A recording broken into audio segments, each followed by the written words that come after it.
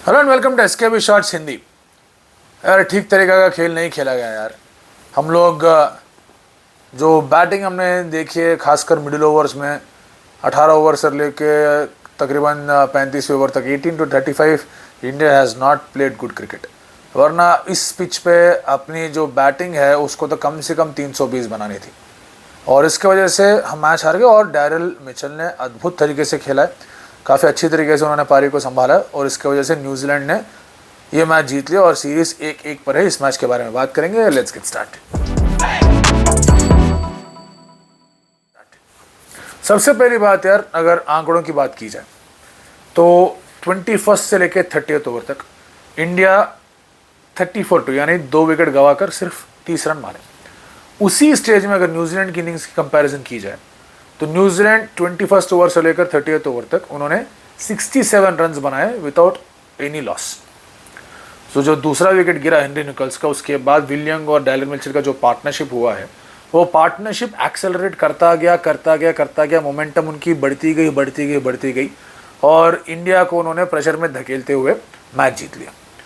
मैं खासकर यहाँ पर डैरिल मिचेल के बारे में बात करना चाहता हूँ क्योंकि जिस तरीके से उन्होंने स्पिन को खेला है उसी तरीके से इंडियन मिडिल ऑर्डर बैटर्स को या फिर इंडियन बैटर्स जो भी मिडिल ओवर्स में खेल रहे हैं उनको उस तरीके से खेलना चाहिए। क्योंकि डैरिल मिचेल ने स्वीप का इस्तेमाल किया, रिवर्स स्वीप का इस्तेमाल किया, कदमों का इस्तेमाल किया यानी फ्रंट फुट आकर मारे और क्रीज का इस्तेमाल किया, कभी बैक गए कभी आगे आए। तो किसी भी स्पिनर्स को उन्होंने सेटल होने नहीं दिया, वो जडेजा हो जाए या फिर कुलदीप यादव हो जाए। क्योंकि कुलदीप यादव 82 रन दे चुके हैं उनके 10 ओवर में, जडेजा भी कुछ कम नहीं खाए, उन्होंने भी रन दे दिया है। अगर हम न्यूजीलैंड स्पिनर्स की बात करेंगे, जेडन लेनॉन्ग जो आदित्य अशोक के प्लेस में आए थे इस मैच में, वो हो जाए, ब्रेसवेल हो जाए और या फिर ग्लेन फिलिप्स के 3 ओवर हो जाए, 23 ओवर में 23 ओवर्स में इंडिया ने सिर्फ 90 रन बनाए और यहाँ 10 ओवर में पड़ गए यार 90। तो सीधा साधा डिफरेंस दिख रहा है। हालांकि न्यूजीलैंड के बैटर्स हमारे फास्ट बॉलिंग को इतने अच्छी तरीके से नहीं खेल पाए, इंडियन बैटर्स फास्ट बॉलिंग को आराम से खेल लिए। हालांकि क्लार्क आए, फिर वापस आकर स्टंप टू स्टंप लाइन डाले, स्लोअर वंस का इस्तेमाल किया उन्होंने भी 3 विकेट जटाए निकाले वहाँ पर। लेकिन मुझे लगता है कि जो लाइन एंड लेंथ की एक्यूरेसी न्यूजीलैंड फास्ट बॉलर्स की थी, खासकर जब भी वो सेकेंड स्पेल्स में आए, इंडियन बॉलर्स की एक्यूरेसी उतनी नहीं थी। लेकिन जब इंडियन बॉलर्स की सेकेंड स्पेल हो रहा था, इंडियन बॉलर्स की बॉडी लैंग्वेज में काफ़ी वो नज़र आ गया था कि यार क्या हो रहा है, कहाँ से डैरिल में चला के पटक गया हमारे ऊपर। कुलदीप यादव को बिल्कुल भी सेटल होने नहीं दिया डैरिल मिचेल ने और उसका इम्पैक्ट विलियम के ऊपर भी पड़ा। William is short of runs, तो थोड़ा फॉर्म में आने के लिए डैरिल मिचेल के इनिंग्स का इस्तेमाल किया उन्होंने।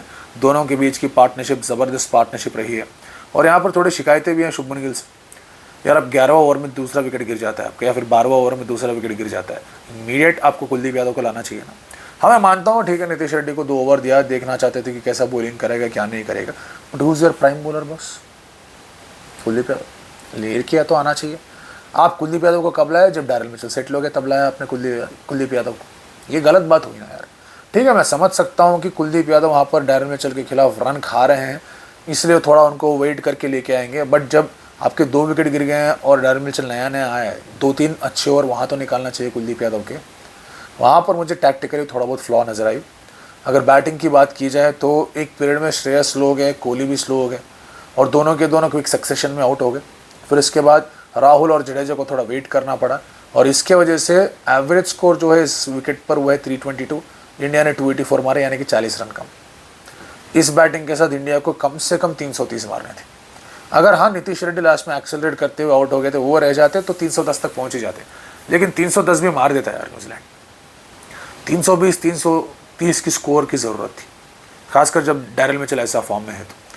लेकिन इससे भी मतलब कम स्कोर हो सकता था, इससे भी बढ़कर प्रॉब्लम्स आई थी इंडिया के बैटिंग में जब 5 विकेट गिर गए, 4 विकेट गिर गए।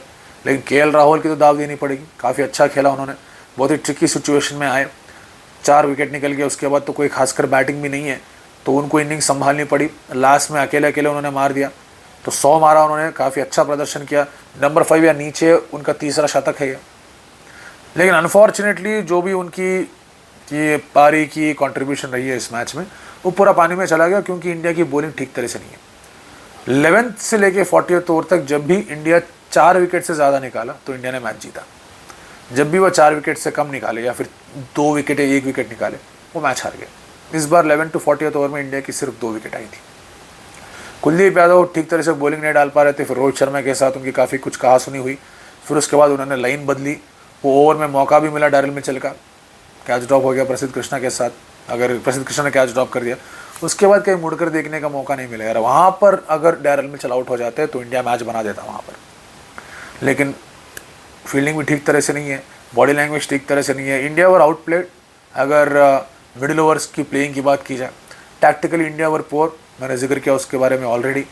और बैटिंग की अगर बात की जाए यार, we need to improve our batting boss. इस तरह को हम लोग स्पिनर्स को we can not allow them to get in to rhythm यार। ब्रेसवेल जैसा स्पिनर, लेनॉक्स जैसा स्पिनर, ग्लेन फिलिप्स जैसा स्पिनर अगर हम पर हावी हो रहे हैं तो इसका मतलब हमारी बैटिंग ठीक तरह से नहीं है। और जब कुलदीप यादव ठीक तरह से बॉलिंग नहीं डाल पा रहे उनके लिए, उनके खिलाफ, तो इसका मतलब ये है कि कुलदीप को कॉन्फिडेंस भी नहीं है, और कॉन्फिडेंस देने वाली फील्ड आप में नहीं लगे, कॉन्फिडेंस देने वाले समय पर आपने कुलदीप यादव को नहीं लाया। तो ये पूरे इश्यूज़ में अगर बात की जाए तो इंडिया ने हॉरिबल क्रिकेट खेला है। मैं पहले भी कह चुका हूँ, प्रीव्यू में भी कह चुका हूँ, अब भी कह रहा हूँ कि इस फॉर्मेट में न्यूजीलैंड अगर इंडिया को हरा रहा है तो इसका मतलब यही है कि इंडिया ठीक तरीके का क्रिकेट नहीं खेल रहा है। सिलेक्शन को लेकर मेरे को कोई प्रॉब्लम नहीं है, और टॉस के ऊपर भी ब्लेम नहीं करना चाहिए, क्योंकि इस मैच में यार जीतने वाले मैच थे, हम लोग हार गए, सीधी सी बात है। तो और थोड़े इंप्रूवमेंट्स आने पड़ेंगे। नीतीश के पास मौका था अच्छा खेलने का, लेकिन 20 पर आउट हो गया, अगर वहाँ पर थोड़ा बहुत फिनिश डाल देते तो अच्छा रहता था। और सेकेंड ओवर में लग गया कि यार नीतीश को और ईजी टारगेट करेंगे, तो ये भी एक प्रॉब्लम है। तो थोड़ा बहुत सोच समझ कर नीतीश को भी इस्तेमाल करना पड़ेगा, लेकिन यार मिडिल ओवर्स में नो यार, you have to have a set plan against Daryl Mitchell and you have to attack Bracewell, Glenn Phillips and Lennox. You cannot just allow them to get the better of you. तो इसकी वजह से New Zealand ने match जीती। टेरिक Daryl काफ़ी अच्छा प्रदर्शन हुआ उनका, और उनके शतक की वजह से वो, हालांकि अभी रैंकिंग्स बदल गए हैं, नंबर 1, नंबर 2, नंबर 3 वही हैं, लेकिन नंबर्स बदल गए उन तीनों के, और काफ़ी अच्छे तरीके से वो अपने आप को कैरी कर रहे हैं। विलियम को उन्होंने कैरी किया और टीम को भी जीत दिला दी। आप क्या समझ रहे हैं, कहाँ चूक हुई हमसे, कमेंट कीजिए।